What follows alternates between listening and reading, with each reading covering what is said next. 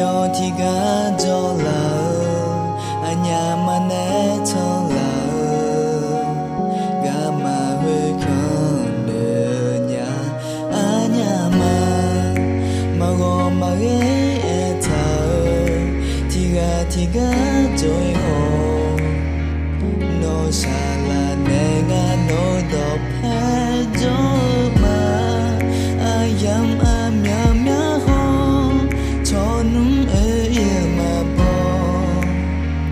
quên nè lộ quen nhung cây ni ngà bỏ cho đâu ngà nông thì rồi mà nghe nên mó xem nhà nông bè y nó ga y khờ thao nè cho lê cho xa đồ mẹ là lô mà mô dư ở nhớ nhà ngà nếu lô e nó gì đi nếu mà là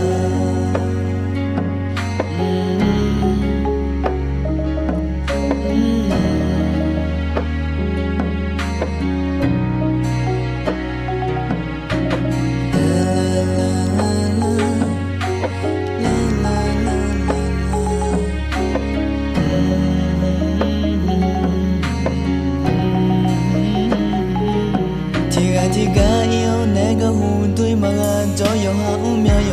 nè mẹ phiêu gì mà ga mò ga cho hồn đi thì bù la mò yo nó chỉ nhà mà lo ngà nó ha đó giờ lấy phò ai dám nên mò lá nhà mà nè thì có lối cho khá lê ga thì ga ý khó là thì thế đi nó ga tên cho nè ga chỉ chú nè ai dám nó đừng biết là thì ga không nôm thì ga chết ra sầm bùn rồi nè phát tùng mà bạn lô cha thì mốt để sung ga tạm yêu trên na lô thì ga tu mian thì ga mà gu nó mà ngan cho na yêu mùi dễ hồn chân thầm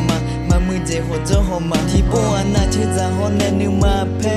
em hồn thì hết na thấy thì cho chi ni mà gồm mà ghé anh nhà mà nè cho dễ lấy chi mà yêu mưa yêu trà mà mưa yêu ghé anh nhà mà ga già nên mà là khuyên nửa thao à khăm ba khơi thì rồi mà nghe go cho đâu ngàn nông thì rồi mà nghe nên mô xem